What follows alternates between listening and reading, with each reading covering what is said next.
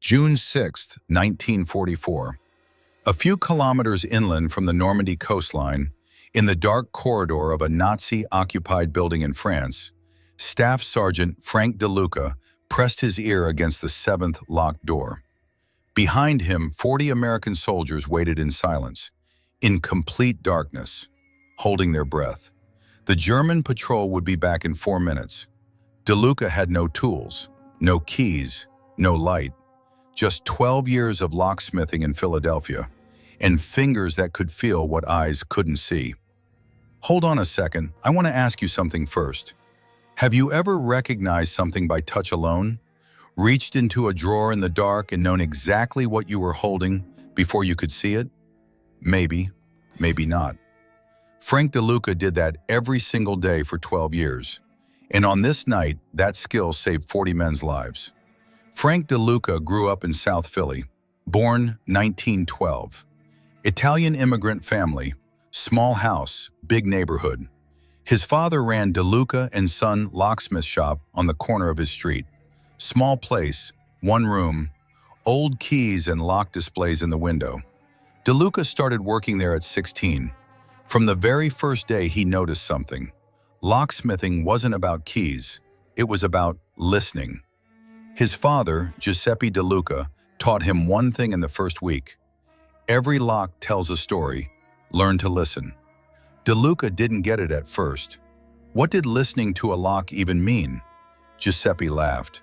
Put your hand on it, he said. Close your eyes. Feel it.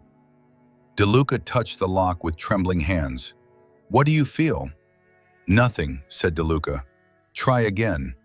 He tried again, and this time, he felt something. A tiny resistance inside the mechanism. The arrangement of the springs, the weight of the cylinders. There it is, said his father. Now you're listening. 12 years, every single day, hundreds of different locks. Deluca learned all of them. Old American locks, new European mechanisms, military-grade steel safes, antique Victorian door locks. Each one had its own language, and Deluca could speak every single one of them with his fingertips. The shop's most memorable customers were always the panicked ones. Mothers locked out of their houses, businessmen who couldn't open their safes, doctors who'd locked their keys in their cars. Everyone came in stressed. Everyone wanted it done immediately. Deluca never rushed. Patience, his father always said. Don't force the lock. Let it come to you. Deluca learned that. Patience, listening, let the mechanism talk to you. Those same principles 12 years later, in the darkness of Normandy, would save 40 men. Pearl Harbor happened when Deluca was 30.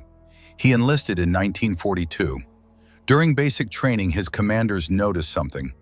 Deluca moved better than anyone else in complete darkness. In night navigation exercises, he never stumbled. In dark corridor drills, he moved like he had eyes in the back of his head.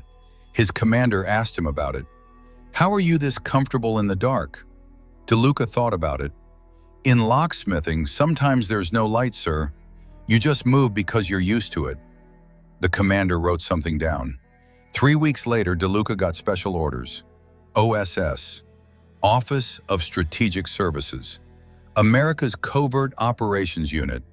At OSS, Deluca's role was straightforward. Infiltration Operations Specialist, Lock and Entry Expert, locked doors, coded safes, security barriers. Deluca could open all of them, without tools, without light, and without making a sound. June 1944, D-Day, the Normandy invasion. On the first night of the landings, Deluca's unit was assigned to an operation a few kilometers inland from the beaches. The mission: rescue 40 American soldiers and French resistance members being held inside a Nazi-occupied building. The building was an old French administrative center. The Germans had converted it into a detention and interrogation facility. Inside, 7 security doors, all locked, all fitted with German military-grade locks. The operational plan was this. After midnight, the German patrol checked the building every 15 minutes. Deluca and his 6-man team had to infiltrate the building, locate the 40 prisoners, open all 7 doors, and establish an escape corridor. In 12 minutes. Captain Morrison asked Deluca directly, "Can you open 7 doors in 12 minutes?" Deluca thought about it. "Depends on the locks, sir. German military locks." Deluca said nothing. Morrison understood. "Get ready," he said. 11:14 p.m. Deluca and his team entered the building. Darkness. Complete darkness. No flashlights, no noise. Deluca moved to the front. He touched the first door, felt the lock with his right hand, eyes closed. His father always said this: "Close your eyes. Your eyes lie to you.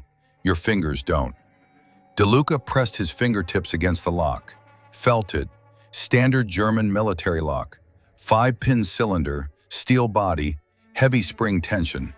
He'd opened hundreds just like it back in Philadelphia. 47 seconds. First door open. The soldiers behind him forgot to breathe. 47 seconds. No tools.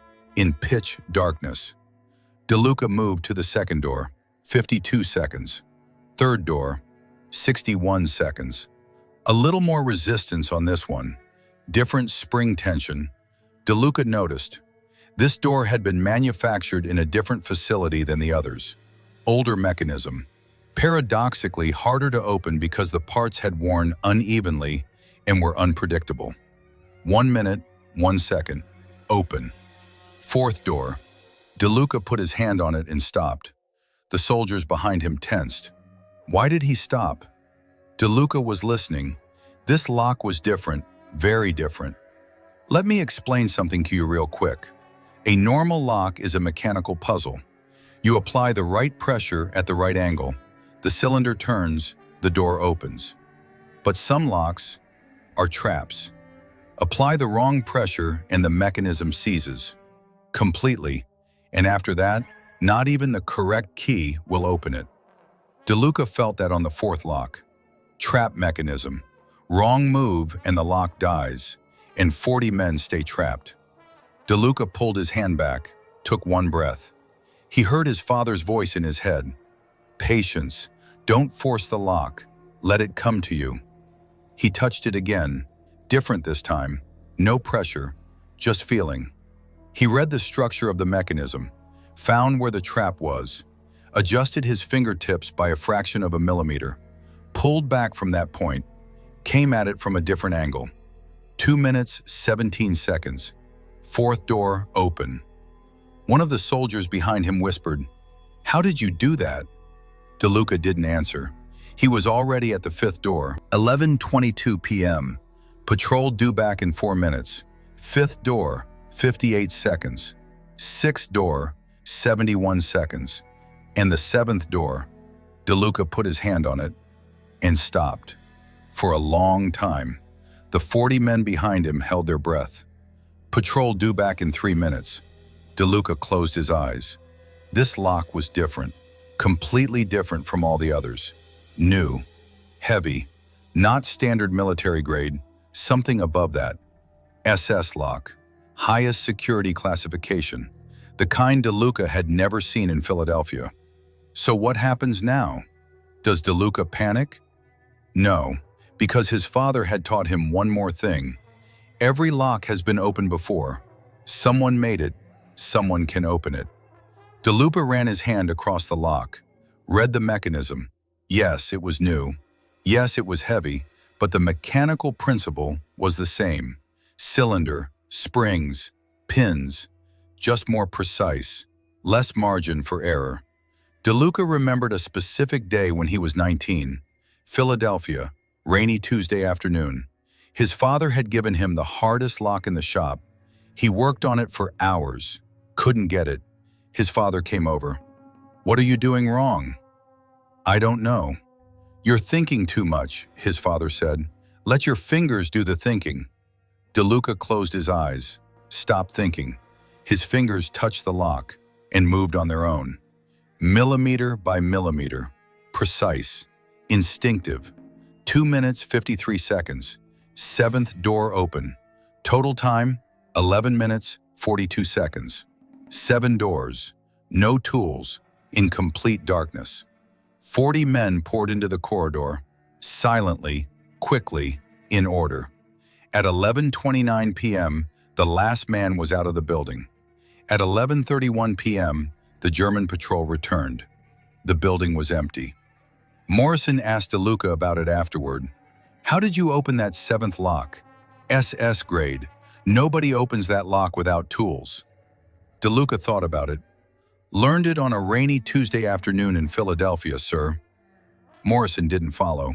Deluca explained, "My dad taught me not to think too much. Whatever the fingers know, the brain shouldn't get in the way." Morrison stared at him for a long moment. "That is nothing like anything we teach in training," he said. "No, sir," said Deluca. "They teach it in Philadelphia." The war ended. Deluca went back to Philadelphia, back to his father's shop. Deluca and Son Locksmith shop. Customers came in, mothers locked out of their houses, businessmen who couldn't open their safes. Deluca opened their locks. Never said a word about the war. When people asked, he said, "Intelligence unit," nothing more.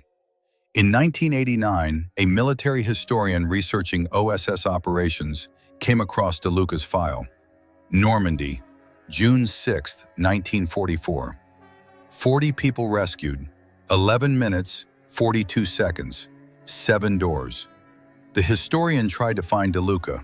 Deluca had died in 1987, 75 years old, Philadelphia. The shop was still there. His son was running it. The historian asked the son, "Did your father ever talk about it?"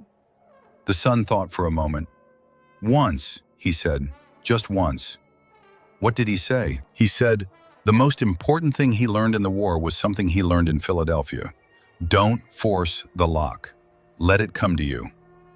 Frank Deluca's obituary was one line.